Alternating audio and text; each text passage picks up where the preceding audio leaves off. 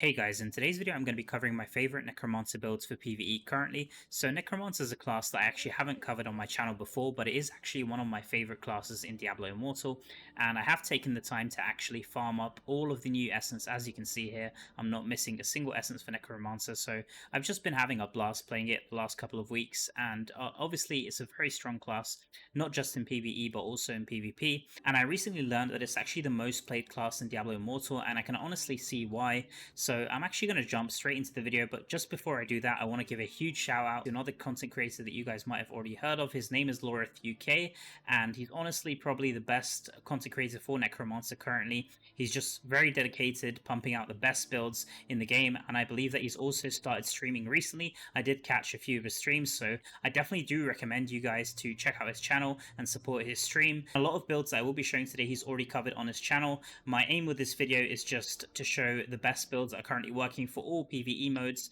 and it's kind of going to be just a build compilation here. I'm not trying to reinvent the wheel. I did try my best to get some of these new essence like the Rhino and things like that, Bone Spikes and also Bone Spirits to work, but unfortunately there wasn't any crazy builds which outperformed the old ones. So without further ado, let's just jump straight into the video and let's do a 1-minute damage test of the highest solo DPS build. So here we go. Let's just hit the dummy here. So as you can see, I peaked at about 23 million DPS a second. So it's doing very excellent DPS. And the important thing when you're doing this dummy test and playing Necro in general, Corpse Lance is one of the highest damage dealing skills, so you always want to make sure that your Corpse Lance is going off. As you can see underneath the dummy, I'm building up all of these corpses here, and if you're playing on PC, you want to be mousing over the corpses, so the Corpse Lance actually targets your corpses and goes off. And if the Corpse Lance is not going off, you're going to notice that your damage is actually tanking quite a lot. So I have noticed while playing dungeons that it is actually bugged in some of them. For example, Pit of Anguish, it seems like if you're not in the right position, you're not going to be able to get the Corpse Lances to go off on the worm. But as you can see, I'm over 15 million DPS here, which is just crazy. I'm going to just go for a minute and then let's have a look at the damage breakdown here. So here we go. There we go.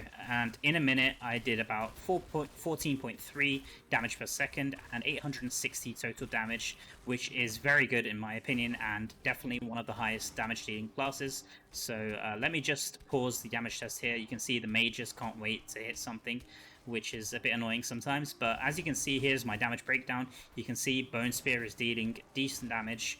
Grim Scythe is dealing decent damage as well, and then the bulk of the damage, like I said, is coming from the Corpse Lance. So we can just quickly go over the skills for the highest solo DPS. So I'm using Bone Armor, I'm using Grim Scythe, I'm using Corpse Lance, Skeletal Mage, and then for the primary attack, I'm using Bone Spear.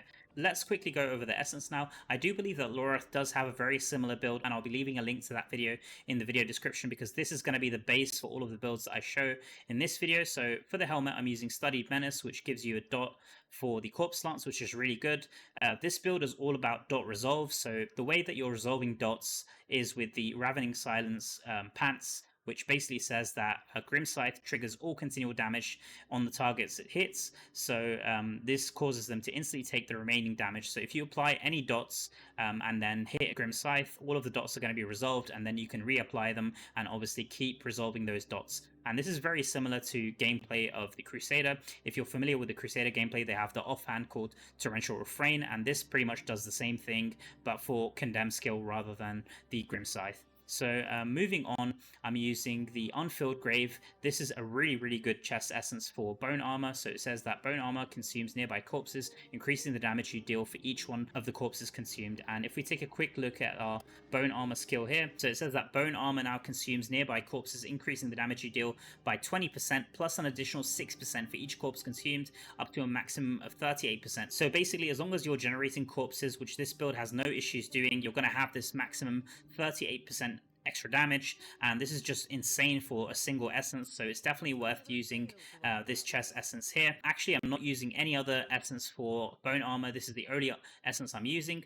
And then moving on to the Shoulders essence, I'm using the Executive Discontent, and I'm using this for the Skeletal Mage. So this says that you get 9.5% for each Skeletal Mage that you have active, and you can have up to 3, I believe. And I'm using this with the Offhand Essence Scattered Light. So this basically allows your Skeletal Mages to be untargetable, and they also cast the Hungering Soulfire. This makes it a lot easier to have 3 mages up at once. And then for the main hand essence, I'm using Death Disseminates. This reads that Grim Scythe targets an enemy and Howls of Scythe applies Reaper's Mark, which triggers Sweeping Scythe when the target takes damage. So this is honestly the best main hand essence for single target damage for Grim Scythe, which is the reason why I used it in this solo DPS test.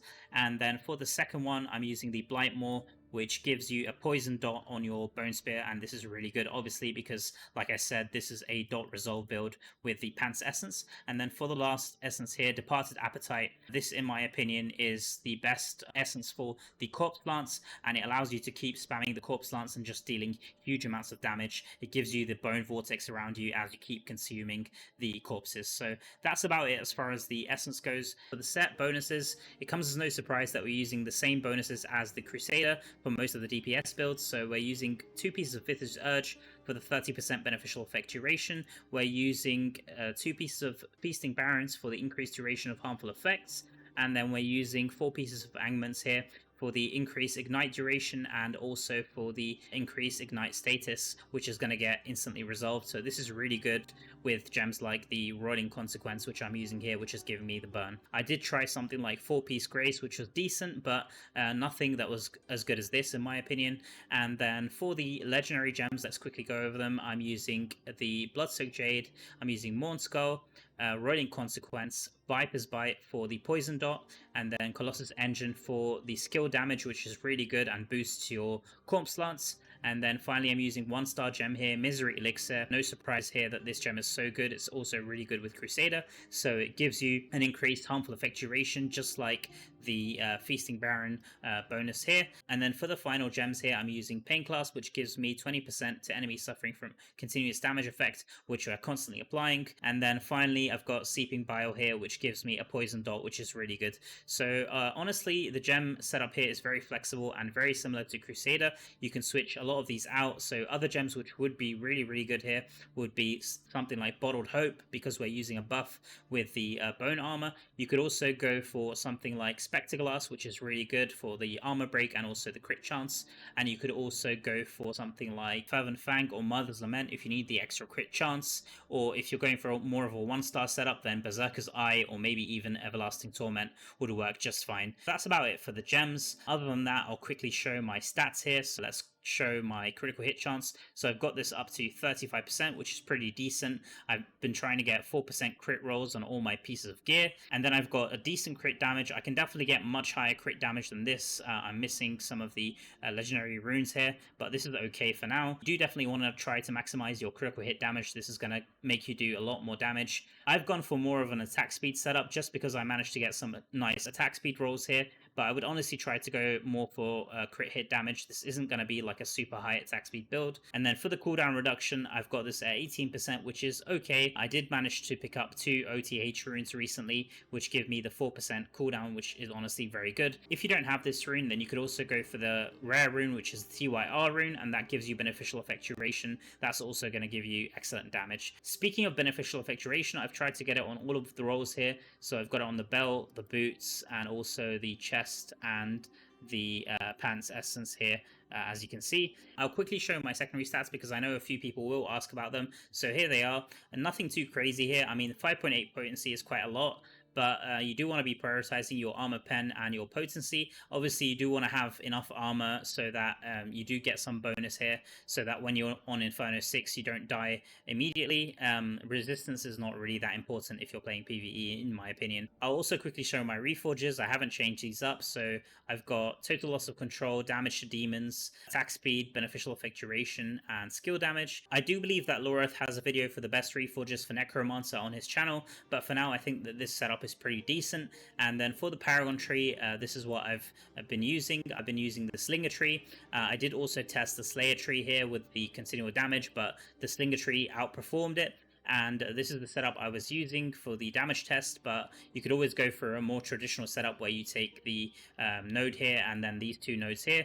I found that with this ranger setup here with these three nodes, it also does work pretty nicely as long as you remember to stay at range. And then for the legendary skill, I found that Overloaded is working really nicely with the extra attack speed for your Bone Spear. For the curse gear, I was using 6-piece Atrophied and 2-piece Lashed. Honestly, it would probably be more optimal to go for 6 pieces of Lashed and then something like 2-piece Detested or 2-piece Atrophied. Either is fine. And then finally, for the main familiar, I'm using my Brood Talon with the Lingering Moon skill. This is still the best one to use in my opinion. That's about everything for this build setup. So this is the build that I'm using for raids and also for Gauntlet, and this gives me the highest solo DPS. So I'll quickly show the text in the armory because some people like this view. So this is what the build looks like, and you can pause the video here and take a screenshot. Before I move on, I quickly want to go over another variation, which is the Golem variation. So a few people have been asking me which variation to use, the Skeletal Mages or the Golem. For my preference, I prefer going for the Skeletal Mages, but you could also go for the Golem if you prefer that playstyle. So the setup for the Golem build is actually very similar to this. All you have to do is switch out the shoulders, so we're not going to be using this anymore. And because there's no good essence in the shoulder slot for Golem, we actually go for another bone armor essence, and you can go for this one here, which is the Incision Cusp. So this gives you critical hit damage, which is really good here. And then for the main hand essence, you want to switch out the Bone Spear one because we now need a Golem essence, and most of them are on the main hand slot here. So we go for Command Golem, and we actually want to go for the Poison Golem. This is the one that Laureth recommended, and it actually did the most damage for me for the Golem setup. So we go for this one here, and then we also need a different offhand essence here because we're no longer using the Skeletal Mage. So we also go for another Command Golem essence here, and I believe that the best one to use is the Corrosive Slab, which gives you extra damage and makes enemies vulnerable. So this is the setup that you want to use. And then the last thing that you want to do is actually switch out the Skeletal Mage skill for your Command Golem here. So other than that, I do believe that this is the setup that you want to be using for Golem. Actually, you could also switch out the Bone Spear for the Soulfire. I believe that this gives a little bit more damage and AoE damage. We can try this out here. So we'll quickly go for a 1-minute damage test just to confirm that this is a bit less damage. So here we go. So you can see that the start is actually very similar to the damage test that I had for the Skeletal Mages. So I think the reason why the Skeletal Mage setup does more damage is actually because of the shoulder slot. That shoulder slot that gives you the extra damage outright is very, very strong, just like the damage multiplier for the bone armor. End it here at 1 minute. So actually it went to 12.2, which is about 3 million DPS less per second. Let's just pause. So as you can see here, it's a very similar build as with the Skeletal Mage. You're still doing very high damage with the Corpse Lance. So I've just gone back here to my DPS raid setup with the Skeletal Mage, because like I said, the Skeletal Mage outperforms the Golem, at least for my setup with these gems. And this is going to be my base going forward for the next couple of builds. For my Vanguard setup, I basically use this setup. The only thing I do change sometimes is the set items. So if we need a bit more healing in the group, I go for 6 pieces of Vithus, and then I go for 2 pieces of Feasting Barons. I actually don't have this setup saved for Vanguard anymore, just because I already have my rank 20 charm for this season, and I'm not really playing Vanguard just because I don't have the time for it. But if you do like Vanguard, then do save that setup with the 6 Vithu and 2 Baron. And then for the dungeon setup, which is probably going to be the setup that most of you use, the only thing that you have to do is switch the Death Disseminates. So even though this is a very good essence, it works the best for single target. So in dungeons, you need a bit more AoE, and going for a different essence here for Grim Scythe, you actually want to go for the Defiling Swarm here, and this just gives you a bit more AoE, and it will still give you excellent single target damage. The damage was only about 1 million less over a minute, which is still very, very good, and in dungeons, you're going to notice that you need the AoE and also the higher uptime of the Grim Scythe. So this setup works very well and is my preferred build for dungeons. The only other really important stat that you want to maximize in dungeons compared to the raid setup is actually you want to maximize your movement speed. As you can see here, I've only got 13%, which isn't really great, but you do want to go for a stat like the Corpse Lance Eternal Attribute here. So this one reads that it increases your movement speed by 10% for 3 seconds. So I've got 2 pieces of it, which is going to give me an extra 20%. But obviously you could also go for some movement speed rolls on your set items. I've got 3% movement speed here. I'm missing movement speed on the amulet, and I'm also missing movement speed on the rings here, which is a bit of a shame. You could also go for something like the ECE rune, which is the blue rune that gives you movement speed. You could also go for the clandestine magic attribute, which you can get from running Ereban or Abyssal Verge, and that one's going to give you increased movement speed every time you kill a monster, which is really good. If you're really struggling with movement speed and can't get the Eternal attribute here, and your group is moving really fast and you're struggling to catch up, then what you could actually do, you have two options. First of all, you could put Wraith Form in your setup. So this is going to make your damage a bit less, obviously, because we're going to get rid of the bone armor here. So if you put on Wraith Form instead of bone armor and then switch out the chest essence, you could go for a bit more of a movement speed setup. So I think that the best essence to use is probably this one here that gives you corpses as you move. So it's going to allow you to spam corpse lance even more and just get a bit more movement speed. So something like this would work really well. If you're really struggling and just want the maximum movement speed and you don't mind sacrificing even more damage, then you could actually put bone armor back in rather than the skeletal mage here. You could go for a setup like this, and then you could switch out the shoulders essence here for the one that gives you increased movement speed. But honestly, I think that this is a bit overkill. You don't need something like this, but if you just want the maximum movement speed, I think that something like this will allow you to have the maximum movement speed. And then obviously the second offhand essence slot is just going to be a dead slot. You could probably go for Corpse Lance again here, just with the same essence. I don't think any of these other essence will work for Corpse Lance. So you could go for something like this if you really want high mobility and you don't mind sacrificing some damage. So this build is going to move super fast, as you can see, and you'll be able to kind of breeze through the dungeons really quick. I'll quickly show the dungeon build in action. So this is my preferred build, the one I showed first with the Defiling Swarm. So let's quickly show how this works in Temple of Noari in a challenge dungeon. And this is Inferno 6. Hopefully we don't get some really horrible modifiers. Okay, we just got Lava Eruption here. Let's switch to the damage tab. So as you can see, I'm peaked at 37 million, so this build is going very fast. As you can see, I have no problem with the speed, 40 million there. So let's just quickly take down these mobs here, try not to get hit. Okay, let's just see how this goes. So as you can see, I'm having no issues with the mobs. You can see the difference with this Grim Scythe here. It's just following me at all times, just rotating. It's kind of a spin to win build with this essence that I'm using. And I'm going to try hit all of these at once. So there we go.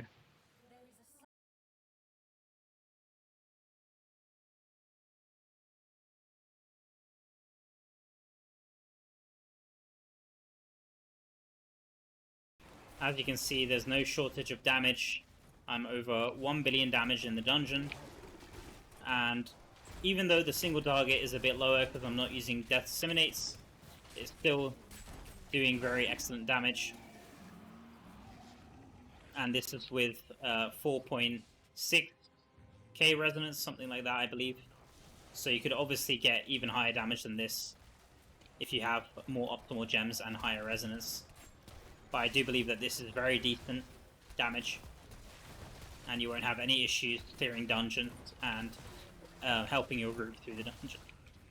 The last build that I want to show is the everyday farm build that I use for Abyssal Verge, Ereban, and also stuff like Elder Rifts. So let's just quickly equip this build on. And this is another build that's very similar to one of the ones up on Laureth's channel, and that's not really much of a surprise. The builds he's put out are actually excellent, and after taking the time to test them, there's not really much that's actually could be improved or tweaked on. So these are the skills that I'm using. I'm using Wraith Form for the max movement speed with the Pants Essence that I'm going to show.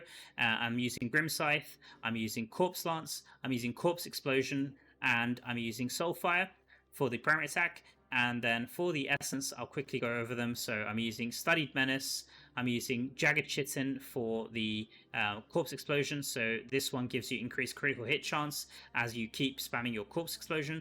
I'm using the Cleansing Pyre. This one's very good. It gives you a flaming pyre as you keep spamming the Corpse Explosion. And then for the Pants Essence, this one is key. I'm using the Bleak Augury, and this one gives me 50% movement speed directly with Wraith Form, which is really good. and will allow me to reach this 70% movement speed. So a few people have been asking me if it's worth using the bone spikes with the Rhino helmet essence, and in my opinion, this one is just a lot more superior, and it just makes your life a lot more easier. So it's definitely worth going for the Wraith form here. And then finally, I'm still using the Defiling Swarm with the Grim Scythe. It does very nice damage as I'm moving through mobs. And then for the second main hand essence, I'm using the Flesh Pick. You could also go for a different essence here, something that gives you Corpse Explosion. Any of them would be fine. And then the Departed Appetite once again here with the Corpse Lance. And then finally for the second offhand here, I'm using the Spite Fetter, which gives me some increased damage for the Soulfire. But honestly, you could use whatever you like here. So as far as the legendary gems and the set items, you could honestly go for the same setup that I showed before. I've gone for a bit of a different setup here just because I wanted to play with Spectre Glass, but you could honestly keep the same setup and the same sets. I think for the set items here, I went for 4 pieces of Vithus and 4 pieces of Banquet of Eyes, but honestly, this isn't necessary. You could just keep the same sets with the 4-piece Angments and 2-piece Baron, and you'll do just fine here. I'll also quickly show the armory just in case you guys want to take a screenshot or something. So this is the farm build, and here it is if you want to take a screenshot. The only other thing I did change is also go for the Brawler tree, just because I want to get a bit more movement here. So it's just the standard Brawler tree setup that you can go for here. So as far as the gameplay, it's just very simple. I don't really need to explain it. Just press your Wraith form. You do want to make sure that you have enough beneficial effect duration to have 100% uptime of Wraith form, as you can see. And then other than that, just keep spamming all of your skills. We can quickly jump into an Elder Rift here. I'll show you guys the gameplay. There's not really much to it. Just pretty much spam all of your skills, and you can just keep moving through. You won't need to press primary attack too much unless you need a bit more single target DPS. As you can see here, I'm not really pressing it, and mobs are just melting. I'm not having to do much here, just quickly move through, pick up my orbs here. So honestly, I want to give a huge thanks again to Laureth. The builds that he's put out there are excellent, and if Necro is one of your favorite classes to play, then I would urge you guys definitely to check out his channel and give him a subscribe, because he's definitely taken the time to optimize all of these builds and test out all of the different essence. So here we go, spawn the boss here, and there we go, just like that, 25 seconds complete. So I hope that this video has been useful, guys. Like I said, my aim with this one was just to compile all of the builds that I like playing with for PvE Necro. There is one more PvE Necro build which I do want to go through, which is the AFK build, but that's going to be a topic for another video because I do want to give a few extra tips, and I don't want this video to get too long. I do believe that the AFK build is the reason why Necro is so popular, but like I said, I'll be going through that probably in the next video, which is probably going to be up very soon on my channel. For now, I want to thank you all so much for watching. If you've enjoyed this content, then please do consider subscribing and liking the video, and I'm going to catch you all in the next one. Peace.